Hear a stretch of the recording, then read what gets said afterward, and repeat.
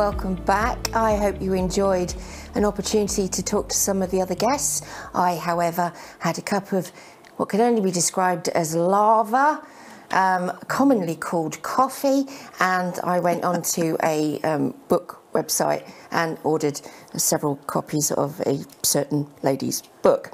More about that very shortly. Thank you very much, everyone who has submitted questions. There are some crackers in there. Jacqueline's having great fun going through the list, but we'll have more of those in a minute. But now it's time for us to meet another of the Inspiring Women Awards sponsors. This is the Executive Editor of BBC Radio Manchester, Kate Squire. Hello, my name's Kate Squire from BBC Radio Manchester, and I'm here to introduce the Community Award. The Community Award is one of my favourite awards. It always has been, ever since Radio Manchester began supporting Inspiring Women Awards right from the beginning. It's about amazing women who make a substantial difference to people's lives. And we're talking substantial difference. And it's been a year that has seen that happen in absolute droves, hasn't it?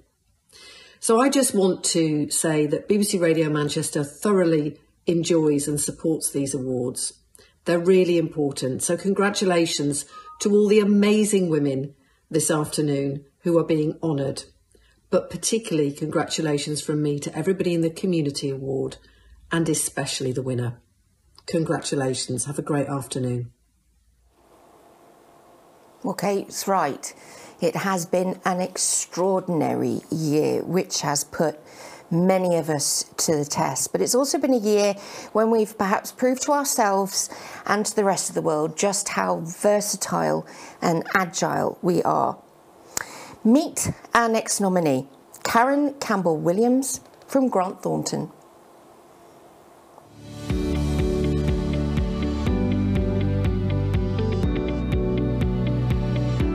So my role is I run the tax business in the UK, which, so that's 700 odd people, and setting the strategy and working with the rest of the strategic leadership team in the different areas. So we've got heads of all the different service lines, advisory, audit, etc., and working with our CEO and COO in terms of just how we run our business. So I went into that role in September 2019, not knowing that we had COVID around the corner. So I have to say it was a very intense time, because we were just sort of starting to find our feet and look at how we ran, because we had a change of structure at that point as well, that we started to run the business on a service line basis. So it was a big change anyway, and then obviously COVID came along. So it was a challenge, but it was good. I think you just have to take each day as it comes when you're going through something like that, when there's such big change going on in the world and it's impacting on people and their lives, and from clients and our people internally. I think a lot of the decisions we made were the right decisions, but we had to make the decisions based on the information we had at that point in time. And our mantra through everything, and still is, it was about protecting our people, our clients and our business. And that's what we did, everything in that frame, if that makes sense, and looked at that and tried to make sure that we looked after everyone as best we could, and made decisions around that as we went through. So that was the focus. We, when we first all went into lockdown and everyone was at home, and our IT systems were amazing. We transitioned really quickly, and so that made a big difference. But we met every day at first. We had meetings every single day, but on Teams, and we had to do that as things unfolded. We did lots of scenario planning, as you'd expect, like lots of businesses did, to look at what impact it might have. And as I say, when you look back, we might not have got everything 100% right, but I think we made the decisions that we thought were right. And I think looking back, we did pretty well through it all, I think, really. So, yeah. Here you are, a hugely successful woman, and yet you still want to put your people first. And I know you work really hard with other women in your sector as well to make sure that they can do well. Yeah. I mean, I believe that, my sort of way is, if you can give someone a helping hand wherever they are or whatever they're doing, then that's the right thing to do, I suppose. That's just how I was brought up, and that's outlook on life. So, it's about trying to help and support people. And I think I don't do it to get anything back, but I think it comes back to you in spades if you do. You know, I think kindness is a really important quality as well in terms of, and especially the world that we live in these days. And I think it's about just, you know, if you can help someone, why wouldn't you help them? So I do try and use my connections and networks to help people where I can, because I think it's a really important thing to do. You do a lot of mentoring as well, don't you? I do a lot of coaching, and I've done some, you know, both internally, obviously within Grant Thornton, but also externally. I've sort of coached some people externally as well and help, and you know, and sometimes even like some of the schools and things like that, got involved in some programs there over the years. I've been on the Northwest Development Committee for the Prince's Trust for I'm losing track now, so it must be around sort of 7 years, maybe something like that, 6-7 years. So I first got involved because I thought, I don't even know how I managed to do it, but I managed to get myself signed up to cycle from Liverpool to Newcastle over 3 days, and I hadn't been on a bike for 30 years. So it was like, that was scary. Sounds like you. But once I said I was doing it, I was doing it. So. It was an actual cycle, not a virtual. It was an actual cycle, yeah. Yeah. So I got my bike out. I hadn't been on my bike literally since I was a kid. And I went to Pennington Flash one Saturday morning at about 6:30 when no one was around, and I fell off. I reckon I fell off about 6 or 7 times before I got going, and I didn't really get a lot better while I was doing it. But I managed to do it, but I was last every day. I was the last one in every day when we got there. But it was 265 miles, I think it was, or something like that. It was horrendous over 3 days. So I've only been on a bike about twice since. It scarred me, I think. But anyway, I raised £5,000 or whatever for the Prince's Trust doing it, so that was good. That's satisfying, not to worry about how much your backside hurt after all of that. Should have said I'd have lent you my stabilizers. I think that's the last time I went on a bike. I mean, those sort of things I've done, but actually probably more fundamentally, my sort of connection with the Prince's Trust has been around raising awareness. So I try and do as much as I can. A lot of people, I don't think, really know what the Prince's Trust does or the value that it adds and how transformational it is. I mean, I've met quite a few of the young people over the years who've been helped by the Trust, and it's just like amazing how it can really turn people's lives around and make such a difference. So a lot of what I do is, again, sort of, you know, connections who are interested, I'll introduce to the Trust and just raise awareness about the work that they do. So that's been a big part of what I've done there. So, what would it mean for you to win this? To be honest, I think just being shortlisted is fantastic. And the women that are involved this year are just truly amazing and inspirational. So, you know, it would be lovely. But I actually am just delighted just to have been shortlisted, to be honest, anyway, in the context of what we got here. So.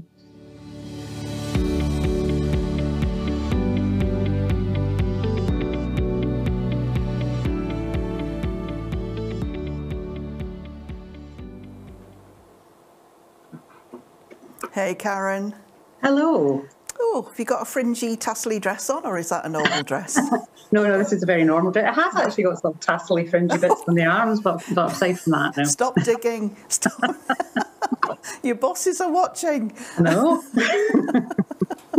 So we've finally got your mum online as well after a couple of hiccups. We did, which is great because I think she's going to be really proud of you, Karen, as we give you the Business 2021 Award.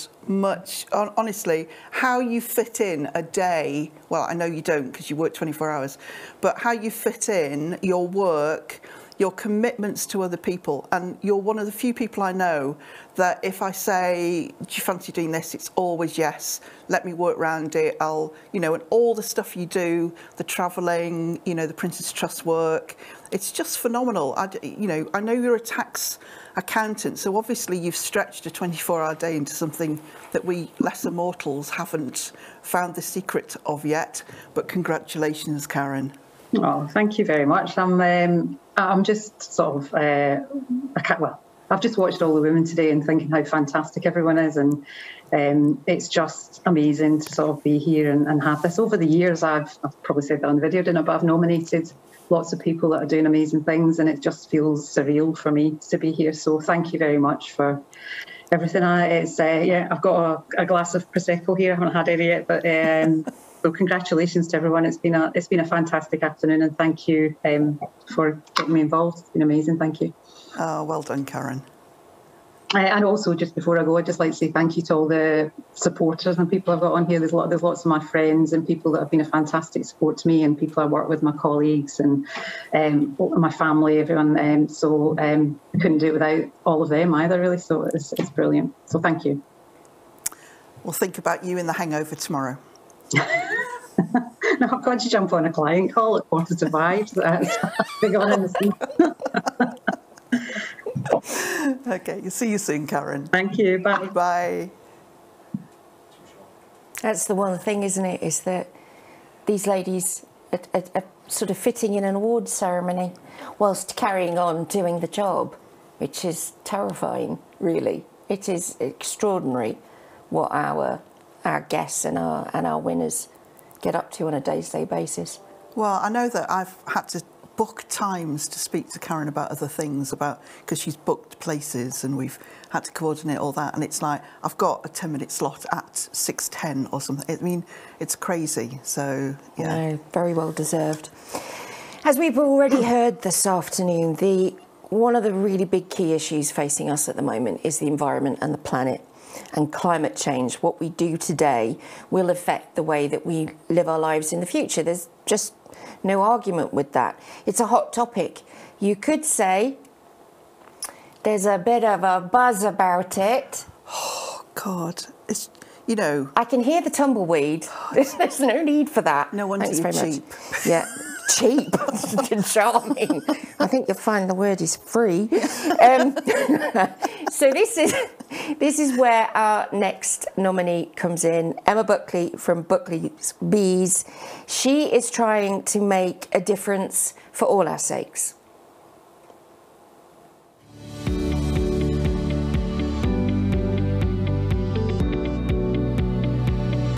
Yeah, so I grew up with the bees. Again, always been in them with my dad. We used to play this game of who can spot the queen first, because they look a little bit different. And when we were little, it was a game and it was exciting. And they are absolutely fascinating. But again, it was something that I grew up with and I have always been very lucky to have as part of my life. And that's then kind of how the business has grown from that years to come. So when you left college, still unsure about which direction to go in, you decide to do as all right-minded individuals do and take a holiday and forget about it. And you end up in New Zealand. Yeah, that's right. So I went from Retief to Harper Adams, which was my jump into the agricultural industry, did a degree in agribusiness. So again, I realized the passion was agriculture, and then the business studies was the background. It seemed like the perfect course to combine the two. There, I still didn't really know what to do, and my graduate job fell through. Like, I always had things that didn't quite go my way. So things fell through and never Destiny, really that's called. And then I worked full time for 4 years as an executive assistant because my graduate job fell through and I quickly needed to get a full-time job. So I did that and I loved that and I learned so much. I got so much experience, but I always knew I'm a practical girl at heart, and that kind of environment it doesn't really fit me very well. So then I decided to go traveling, and that's then when I went to Australia and New Zealand, and the idea of bees was really ignited there when I saw the way that they were farming, commercially kind of farming bees. They take lots of different beehives, lots of different crops. They just kind of move them round. There wasn't really a management process or a welfare aspect, and that didn't really sit right with me, because growing up with Dad and the bees here, we've always been, we love our bees. They're part of the family here, and we'll do what we can to help them. Whereas I felt these bees were very much just left to their own devices, and there's lots of diseases and things out there now that bees can't cope with on their own, and we are the custodian of the bee because we've imported, and there's lots of stuff going on that I think people aren't really aware of the bee environment. We need to step up and do better and do more. my dad was he was winding down the bees. He got down to 10 colonies, and I came back from New Zealand and was like, no, we need more. So I'm sure he was really happy about that. But we have grown now. We've got quite a few more colonies than that. But we breed all our own bees, and that's something that I'm really, really passionate about and doing through the business. Is there's a native British black bee which we have lost over the years due to people importing queens from other countries, and they are breeding. They've bred so much that we've now got this hybridization of bee that isn't native to our country. Similar in other countries as well, the same sort of thing has happened, and we are losing our native bees, and that's heartbreaking, really, considering they are the ones that have been here for hundreds of thousands of years, and we should really be protecting them. There's only small pockets in the UK that now have the native black bee, and that to me is something we should be doing something before they become extinct. I wanted to use the business not only to educate people. I think that's massively important. It's something that, you know, I still get people running in when I'm there with the observation hive, and they go, oh my God, look at the wasps. And I'm like, no, they're not wasps. Clues in the name. Yeah, but education is key to this whole sustainability process and cycle that we need to go through to get the environment back to where it used to be. I want the business, and something that we are doing is working with customers. Like I said, sorry, there's so many different elements, little elements to the business. I'm trying to give you a little overview, but one of the most important things is that over the years we've lost the flora and the natural food for bees and other pollinators and birds. We've kind of got to this convenient farming way that what me and my dad call a lot of places now are just green deserts. Now, what in a green desert, what do bees and pollinators have to feed on? So it's not just about increasing pollinator population. It's increasing the food sources for those pollinators to be able to sustainably survive in the environment that we have unfortunately desiccated. And that's the main focus of Buckley's Bees, is to educate people and younger generations. We go into schools, and I absolutely love it, but we go into schools and teach the children about how pollination happens and why it's important. And we take in an observation hive so they can see a colony of honeybees. But it's not just about honeybees, it's about all pollinators and all insects. And that's something that is really passionate to me and my dad, that we need to educate the world about every pollinator, not just the honeybee. And the honeybee is kind of the flagship bee, I like to think it as, because it's something that, you know, we can put in an observation hive and show people, which opens the door into all other pollinators. What if you win? How would you feel about that? Probably quite emotional, because everything I'm trying to do is for our world, it's for our children, it's for our grandchildren, it's for the next generations. And I guess if I win, then it kind of means that people are listening maybe to me and understand where I'm coming from and get my passion.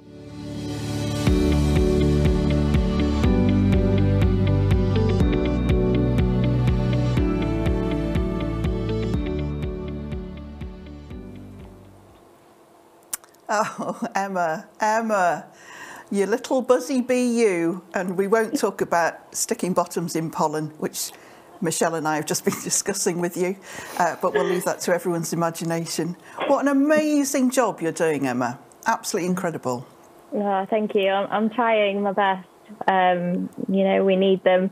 They need us just as much as we need them. And, you know, it's something that's majorly important to climate change, our environment, and I absolutely love them. They're absolutely fascinating, and everyone that I talk to about the bees just captures it. And as soon as you start to talk about them and the amazing things that they do, people just love it. it makes me so happy to be able to be in the position I'm in to educate people about the importance of them and how amazing they really are. Well, we find you amazing here as well.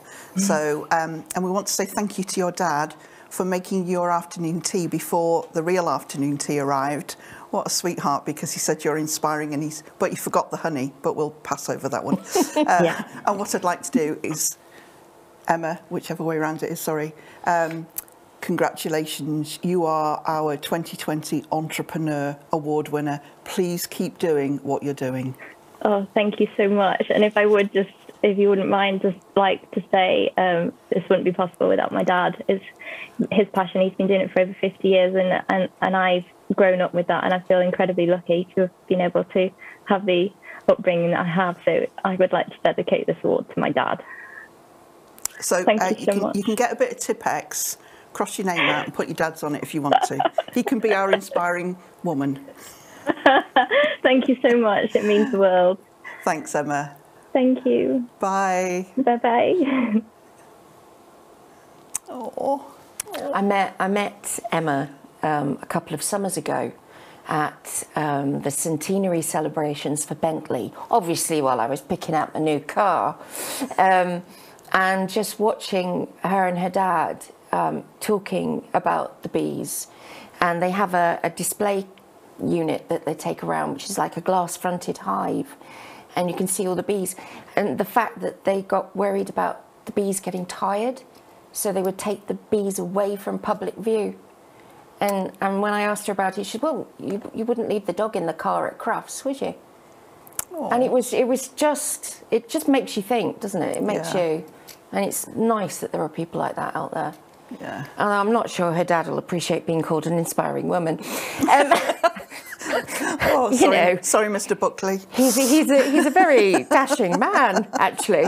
Our next nominee this afternoon is best known, perhaps, as the detective turned whistleblower who resigned from Greater Manchester Police in late 2012 in order to expose the Rochdale grooming scandal.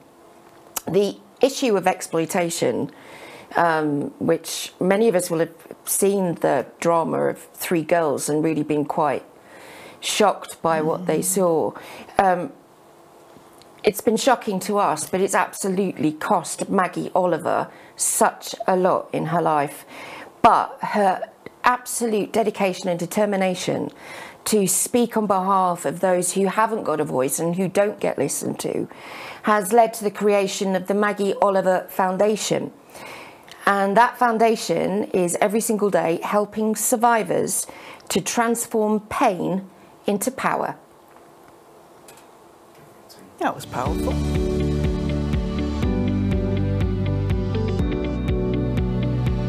Quite used to being outside the norm in a way, and having to, I wouldn't say defend myself, because if I feel something's right, I will stand by what I believe in. But there are a lot of people that I guess I've challenged and upset, and so it's not been an easy journey to get to here. It's been, I lost everything, to be honest, Michelle, but I lost it because I stood up for what I believed in. And if that had been something that didn't really matter, like, I don't know, burglaries or theft from motor vehicle, I wouldn't have given everything up. But because I was seeing firsthand what the failures of the system was doing to the victims, eventually, after trying for a long time to be heard within Greater Manchester Police, there were two stark choices: either carry on with your career and be silenced, or leave your career and say what you truly believe. And that's eventually what I chose to do, but it made me very, very ill. Making that decision was the hardest 2 years of my whole life, really. In those early days, in fact, until maybe the last year or so, I couldn't even look at what had been done to me. I couldn't fight for myself. I kind of buried that. But what I could do, I could fight for others who didn't have a voice. and I think it's helped me to move on and feel that what I did was right. But I think it's given those without a voice. And I do think, even though I do believe there's still a long way to go, I do believe now that the cat is truly out of the bag, that the country understands what grooming is, how the system is still failing victims. And I think that I have a really good idea of what changes we need. Whether we'll be able to bring those in, I don't know. But I use my voice for those who can't speak for them, who can't speak out or can't be heard as easily. We've heard only recently, of course, about the latest grooming scandal that's happened in sport with a lot of our football clubs. And of course, that's involved in many cases some very brave men to step forward, because your organisation doesn't just work for girls, works for boys and any victim of abuse. Yeah, any kind of abuse. So what I would say to anybody listening, it's adult survivors, it's not children that we support. So if you've been abused as a child, whether you're a boy, whether you're a girl, whether you've been a victim of the grooming gangs or family abuse or FGM or forced marriage, contact us through the website and we will try to help. I would say we are a listening ear. We will signpost to other organisations. We've just invested in a first group therapy course of 12 sessions for 8 of our survivors. Obviously, these are really expensive. They're not accessible on the NHS. There are a lot of desperate people out there, and we're trying to. We're different in that if a victim or a survivor wants to ring a helpline, usually they call in and they get somebody that they talk to. They put the phone down. If they ring again, they get somebody else and they have to start again. So they never get beyond that. So we have listened to survivors and they are absolutely clear that they want to talk to the same person, that they want to, see the conversation through. We assess them before we link them up, and then we assess them after 4 sessions. And the feedback and the testimonials we have had have been absolutely phenomenal. But I'm very aware that there are many established organisations that see things differently. And I don't, we work with clinical psychologists who support us and guide us. Our ambassadors are trained. But I'm used to standing up for something, even if others disagree. And I believe that there are too many organisations that do what's right for the organisation without really listening to what the survivors themselves say they want. And there is also an arrogance sometimes in those organisations that they know better than the survivors. And that's where I question it. I think we have to give them credit to know for themselves what they want. And do our best to listen and to provide what they are saying that they would like. Maggie, if you win this award, if you win this recognition, what will it mean for your foundation? What will it mean for you? I think it's an acknowledgement that we're going in the right direction. For me personally, and I'm not saying this as for sympathy, but I lost a lot when I left my career. Not only did I lose a career that I loved, I lost my income. I actually lost the family home that I'd been in for 25, 30 years because I couldn't afford it. I had to completely rejig my whole life, and not knowing, I thought I'd probably end up working in a supermarket. That's really what I thought. So to get,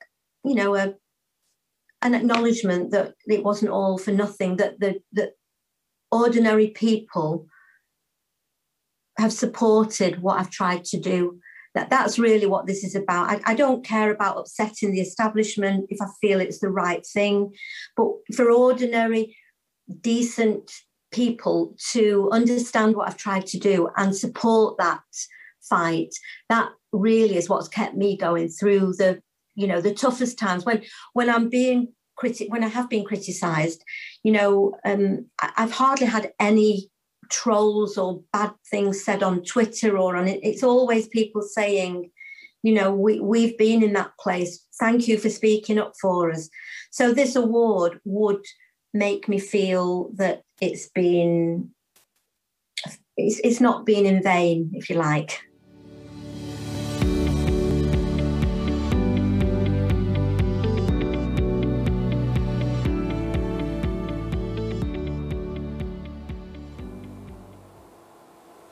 Hi, Maggie. Oh, you just look so glamorous. We've just been talking about that behind the scenes. So I do remember watching Three Girls and having my breath taken away by it. And when I read that, the stance you took meant that it cost you your career, your home, your health, your marriage. I mean, you gave it all up to be this whistleblower and still sort of fighting the fight, which is phenomenal, Maggie. It's just, to give all that up, because you could have stayed quiet and kept all those things, but for you it was really important. So we're delighted, and I can finally show people, because you're in Gran Canaria and your award came to my house so that I could use it as a prop. So Maggie, I'll hold on to it because I don't live far from where you do. So let me know when you're home, and you will take delivery of this 2021 award. Here Come the Girls, Maggie Oliver. Well deserved. Oh wow, that is fantastic, and I'm over the moon because being awarded something like this, it helps me to kind of keep the spotlight on a problem that hasn't gone away, and I'm really grateful for being nominated and winning it, and for you giving me the chance to talk about my work and about all the kids and survivors that really are still getting a bad deal. It's constantly in the news. There's a long way to go, but there's a lot of decent, genuine people out there who share the same passion as I do to change things for the better. So I'm really, really grateful to you. It's a wonderful thing to get. So thank you, Jacqueline. Oh, well, keep annoying people, Maggie, because it works. I often say, when they picked on me, they picked on the wrong one, because I was not going to go away on this one. Maggie, you can now go out, forget your siesta, open that bottle. Congratulations.